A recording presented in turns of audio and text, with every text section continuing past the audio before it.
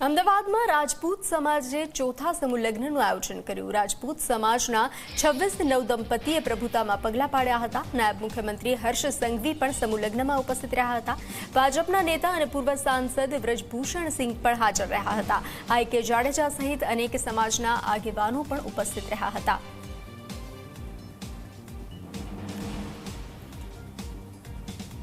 સમાજના સૌ વડીલો જોડે બેસીને સમાજના વિવિધ પ્રશ્નો માટે અમે હંમેશા કટિબદ્ધ છે કે સમાજને મદદ મળે, સમાજના ચારેય દિશાઓમાં યુવાનોને ભવિષ્ય એમનું ઉજ્જવલ બને તે માટે સરકાર હંમેશા તમારી જોડે છે। તમારા સૌ સાથે મળીને આપણે વધુમાં વધુ સમાજના દીકરા દીકરીઓ એને ભણતર પ્રાપ્ત થાય, એના જીવનના સપના સાકાર થાય તે માટે સમાજના સૌ સામાજિક આગેવાનો જે કામગીરી કરી રહ્યા છે તેમાં સરકાર હંમેશા સહયોગી રહેશે।